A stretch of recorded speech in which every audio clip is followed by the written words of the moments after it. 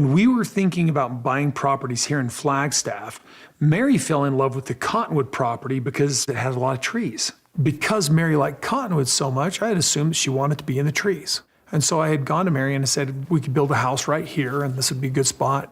And Mary at that point went, I don't think I want to live in the trees anymore.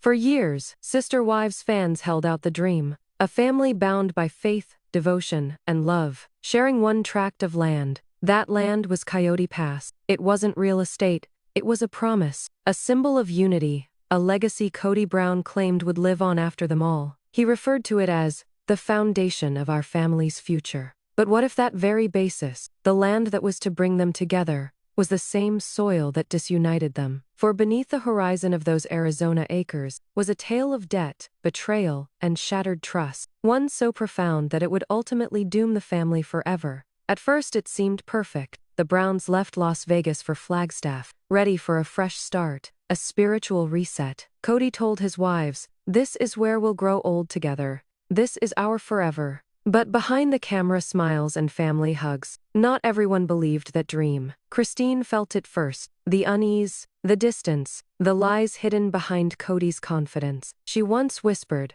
off camera, "Sometimes, I think the land isn't really for all of us." And she was right, because Coyote Pass wasn't what they imagined it to be. It wasn't shared, it wasn't equal, and it wasn't honest. It was Kody's chessboard, an emblem of dominance, not collaboration. Mary was the first to question the paperwork. Janelle was the first to put down a deposit. Christine was the first one to see what that money actually purchased. And it wasn't a house. The cracks were present before the family noticed them. And once the truth about who actually owned Coyote Pass came out, the dream they'd worked on together would never endure. Because the ground that was supposed to unite them would be the resting place of their family. Originally, it sounded noble. Kody spoke of legacy, of creating something that would endure. He'd stand before his wives, Christine, Janelle, Mary, and Robyn, and say, "This land isn't just for us, it is for our kids, and their kids after them." It was his vision, 5 houses, 1 household, 1 holy place, and the wives were convinced, at least most of them were.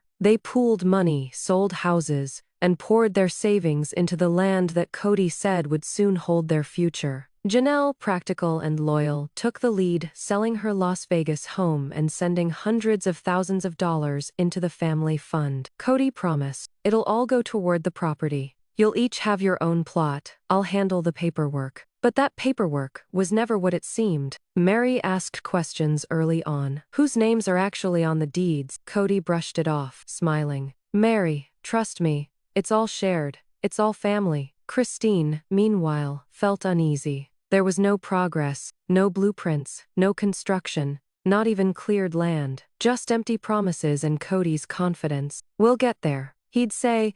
God's timing, not ours. But as the months turned into years, that timing felt less like patience, and increasingly like avoidance. The bills began adding up, the income of the show was dwindling. And while Janelle was living out of an RV on the dusty property she'd helped finance, Kody and Robyn were signing on the dotted line of $1 million Flagstaff home. The others took notice. They noticed how the family pot that was ostensibly for all of them was now paying for the comfort of one couple. Christine once confessed, offhand, "Whenever there is mention of money, it is always Robyn's needs first." It wasn't jealousy, it was seeing a pattern. And the pattern was obvious. Kody's fantasy no longer had to do with family. It was about control. Coyote Pass, the property they'd all invested in, was now a bargaining tool, a means to keep the family tied down, financially, emotionally, spiritually. They'd lose everything they'd invested if they left, so they remained, at least for a while. But the truth has a way of rising to the surface. And, when the documents finally emerged, the wives realized the family land wasn't equally divided at all. Kody's name was everywhere. Robyn's too, but Christine's, Janelle's, Mary's, they were footnotes. And that was when the dream began to collapse. Not all at once, but piece by piece, such as the wearing away of the Arizona cliffs surrounding them. The truth didn't arrive in fireworks. It arrived with a whisper, as a question Janelle had posed dozens of times previously. Kody, whose names are actually on the land deed,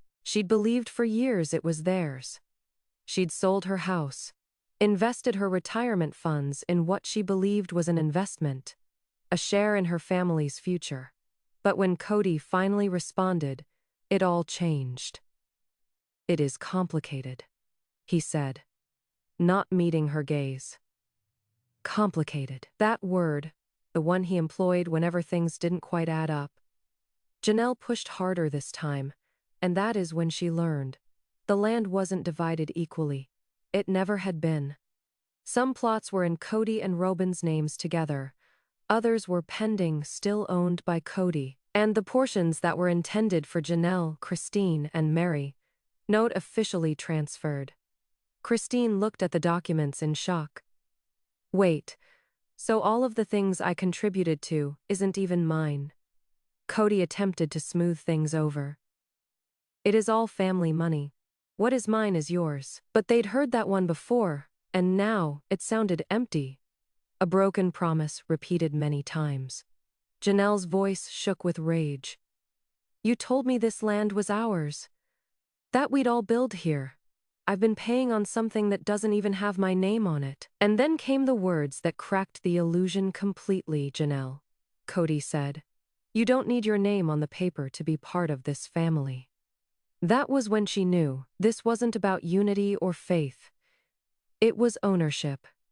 And Kody wanted it all. She had been down this road before. The promises, the manipulation, the guilt. And now, she was sitting there to see it all happen again, just to different players. Christine, however, was finished watching. She got up, voice cracking but firm. "Is it for the family, Kody? What family, though? Because this doesn't feel like one to me." The air grew chilly. Even Robyn, his longtime defender, remained silent. That evening, Kody had another family meeting held. He spoke of trust, faith, and patience, his go-to words when cornered. But to the women who'd given all they had, those words now meant nothing, because what they saw on that page wasn't just something that belonged to them. It was evidence. Evidence that every vow had been accompanied by a stipulation. That each common dream had actually been a contract with Kody first. And the land. The same ground they believed would hold them together had become the fault line of their ultimate betrayal. Kody Brown was always the emotional pulse of the family. The one who smiled in the midst of chaos, who embraced the children while Kody stormed out, who thought that patience could fix everything. But even the patientest hearts have limits. When she learned the truth about Coyote Pass, something within her changed. It wasn't anger. It wasn't vengeance. It was clarity. "He has never seen me," she said softly one day, her voice shaking. "He is never really loved me." Those weren't television lines. They were whispers to herself, the ones that occur when you stop pretending to yourself that things will be any different. Christine had sat by and observed as Robyn gained power, as Kody's focus shifted, as his love, once shared, became singular. And when she confronted him about it, his responses were more sermon than confession. "Christine," he'd tell her, "you must be thinking of your faith, not jealousy." Jealousy. That was a word that pierced her heart every time. Because this was not envy. This was mourning for a love that had died in plain sight. In family gatherings, she'd sit across from Kody, his arms folded, his voice defensive. He talked about loyalty, about responsibility, about how spiritual wives must suffer. But Christine wasn't listening to doctrine anymore. She was hearing manipulation. She recalled the late nights when he'd slip out to see Robyn and be back after dawn. The holidays reorganized to accommodate one home. The decisions made in secret. About money, about land, about life. And then came the breaking point. One night, after yet another heated argument regarding Coyote Pass, Christine posed a straightforward question to him. "Do you even want a marriage with me anymore?" Kody didn't reply immediately. He let out a heavy sigh, brushed his hair back, and finally spoke. "I don't know that I have the emotional strength for this anymore." That line, that 1 second, was it. Christine sensed the last crack in the foundation of her union. No screaming. No arguments. Only quiet. The kind that speaks volumes more than any words ever could. She stood there, tears welling, realizing that she had spent decades trying to build a family that was never truly hers. She'd poured love into a man who had long stopped returning it. Later, on camera, she'd describe it simply. I didn't leave because I stopped loving Kody. I left because I couldn't keep breaking my own heart. That evening, she made a choice that would alter not only her life but the course of the Brown family's. She began packing. No declaration, no fanfare, simply peaceful, purposeful movement. The kind that belonged to someone taking back their sense of calm. And as the sun dipped below the horizon over Coyote Pass in Arizona, Christine put the final box into her vehicle. The dream was over, but for her, it was at last the start of something true. As Christine departed, there was silence at the Brown household. No slammed doors, no dramatic confrontation, only absence. She'd been the glue for years. The lively laugh at dinner gatherings, the motherly resolve between the wives, the level head on Kody's whirlwind. And now her chair was vacant. Kody played it apathetic at first.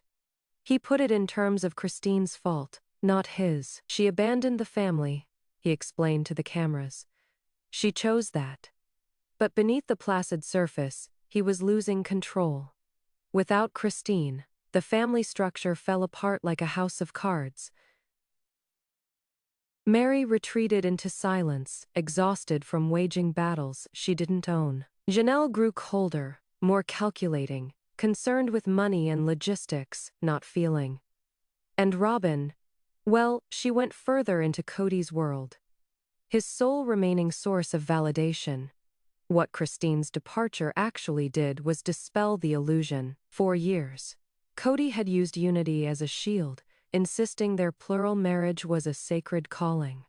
But Christine's decision to leave compelled everyone, including him, to confront a truth he'd long kept at bay. The family wasn't united.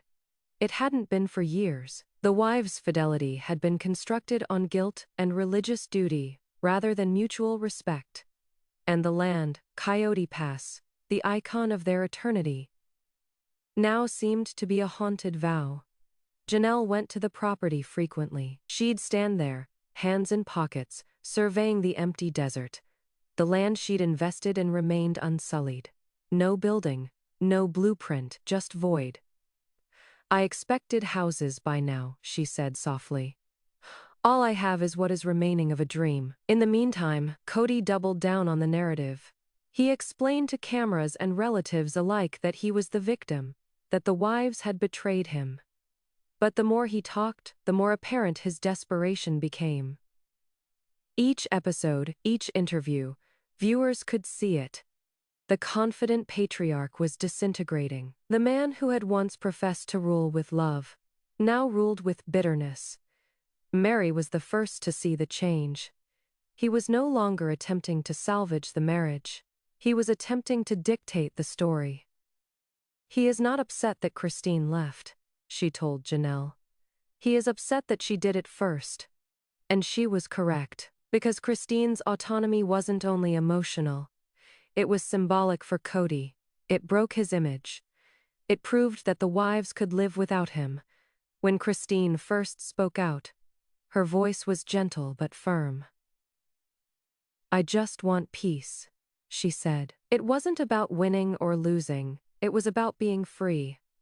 Her words stung more than any charge, because while Kody struggled to maintain control, Christine had already gained something he'd never really possessed: peace of mind. And as the weeks passed, the backlash grew. The children visited less often. Family gatherings were strained. Even Robyn, who had been so secure, felt the pressure.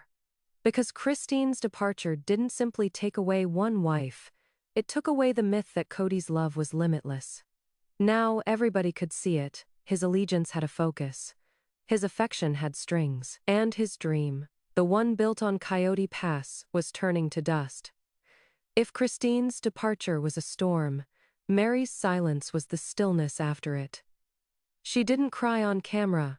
She didn't lash out or make speeches. She just went quiet. But her quiet wasn't peace. It was exhaustion. Years of being overlooked, dismissed, and emotionally replaced had hollowed her out.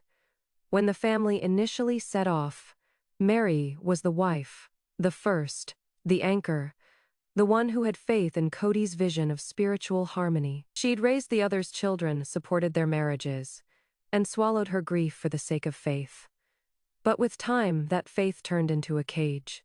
When Kody's affair with Robyn turned serious, Mary attempted to remain patient. She reminded herself, this is plural marriage you share, you sacrifice. But she knew in her heart of hearts, this wasn't sharing. It was erasure. Years after, when she asked Kody if there was hope for them, his words hit like a death sentence. I don't feel like I am married to Mary anymore. He said it in front of cameras, flat tone. No hesitation. As though decades of devotion and loyalty counted for nothing. And Mary didn't bat an eyelid. She simply nodded.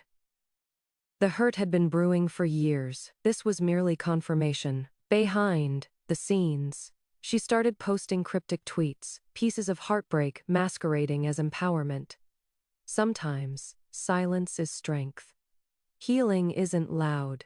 Letting go doesn't always mean giving up. Fans interpreted between the lines. They recognized those posts weren't mere quotes. They were admissions. Mary remained, but not due to love. She remained because to depart meant to abandon all. The life she had established, the role she had borne for decades. The first wife, the faithful one, the devout. And even when she yearned to leave, the guilt prevented her. Guilt that she had failed her faith, her family, her vow to God. And in her silence, something magnificent was occurring. Mary was observing, watching the cracks open, not only in the family, but in Kody himself. She observed the way he justified all of this. The favoritism towards Robyn. The estrangement from Janelle. The manner in which he used words such as loyalty and obedience against people. And for the first time in years, Mary wasn't listening to obey. She was listening to comprehend. Because once you know a pattern, you no longer play along. Mary's silence was no longer obedience. It was rebellion. She didn't confront Kody. She didn't need to. Her distance spoke louder than words ever could. You lost me long before Christine left. As Coyote Pass continued to stand, vacant and open sore in the Arizona desert, Mary started to distance herself emotionally, step by step. She went to family meetings, but her heart wasn't there. She smiled for the camera, but it didn't reach her eyes. And although she hadn't packed a single box, everyone could sense it. Mary was already gone. For years, Janelle Brown was the family's silent strength. She wasn't dramatic. She wasn't emotional. She was practical, the numbers one, the peacemaker, the one who thought that logic could cure anything. When everything came apart, she was always the one to say, "We just need a plan." But when the reality about Coyote Pass became undeniable, when Christine's exit revealed the fault lines Kody had hidden beneath faith and family rhetoric, even Janelle couldn't rationalize the math anymore. Because this time, it was not about emotions, it was about facts. Janelle had invested her savings, hundreds of thousands of dollars, in that land. She'd taken Kody's promise at face value, thought she was creating something for her children's future. But once the deeds came to light and she saw her name wasn't on what she'd paid for, the anger crashed over her like a wave. "I've worked my entire life for this family," she said to him. "And you are telling me none of it is mine?" Kody attempted to placate her. His tried and true tactics, reassurance, befuddlement, spiritual guilt. "Janelle, you understand this isn't about ownership," he said. "It is about commitment." But Janelle no longer trusted the words. The same formula he had employed to manipulate feelings. He now employed to manipulate property she'd seen enough, the new home he and Robyn bought, while the rest lived in temporary housing. The family fund, that seemed to only flow one direction, and the excuses, always wrapped in scripture and superiority. "You've spent my money, Kody," she said, shaking her head. "And you're still asking for more. For what? So Robyn can have another couch set." Kody's face hardened. The patriarch mask cracked. "You're being disrespectful," he snapped. "This isn't about Robyn." But Janelle didn't back down this time. "It's always about Robyn." The tension in that room could have split the desert in half. For the first time, the woman who had always been calm, reasonable, and composed was done. Days later, she moved out of her rental and parked her RV on the dusty acres of Coyote Pass. No electricity, no plumbing, no blueprint. Just her and the empty land that had become a monument to Kody's deception. And even in that vacancy, Janelle discovered something Kody could not provide: freedom. She recorded herself one night as the sun fell behind the hills, the wind screaming through the parched grass. "This may not be what I thought it would be," she said quietly. "But it is mine." Those words went viral. Because they weren't just about land. They were about regaining self-respect after decades of spiritual manipulation. In Flagstaff, Kody ranted to anyone who would listen. He declared Janelle was being reckless, that she'd been influenced by Christine. But the real truth was simpler and considerably more threatening to his ego. Janelle had outgrown him. She no longer desired the dream, the titles, or the empty sermons she'd seen behind the curtain. And what she did witness wasn't faith, it was control.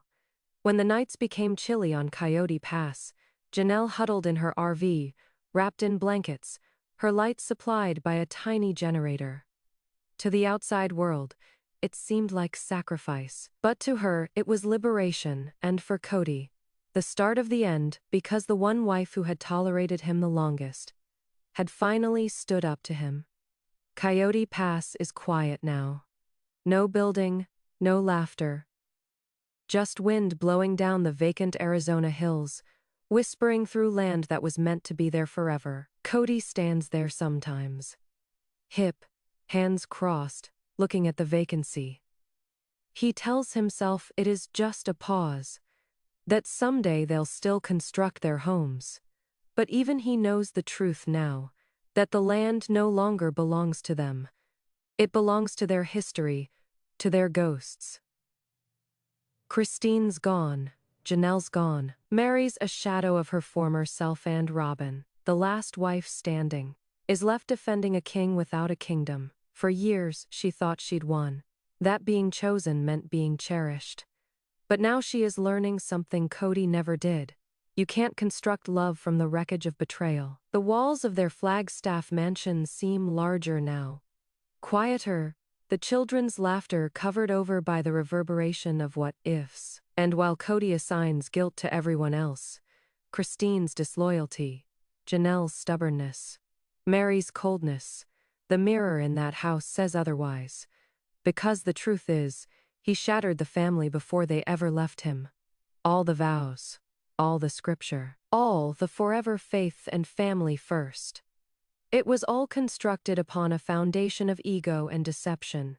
And when the cameras cease to roll, when the fans forget, and the lights of sister wives at last dim, Coyote Pass will remain a desolate monument to all that they lost. Money, trust, and love. But recently, whispers have begun to swirl online, soft rumors from Flagstaff residents. They claim Robyn's name has appeared once more in fresh filings. That another new LLC, one tied to Kody, just bought yet another small parcel of land. A few miles outside Coyote Pass. Off, Camara, Woon announced. So the question remains, is this redemption? Or is Kody secretly rebuilding his kingdom, one final plea to try and rewrite the narrative? Because if Coyote Pass marked their descent, then whatever comes next could be the end of the Browns, Or the beginning of something even blacker, and perhaps, just perhaps, the ultimate betrayal. Hasn't even been shared yet? Faye fade out.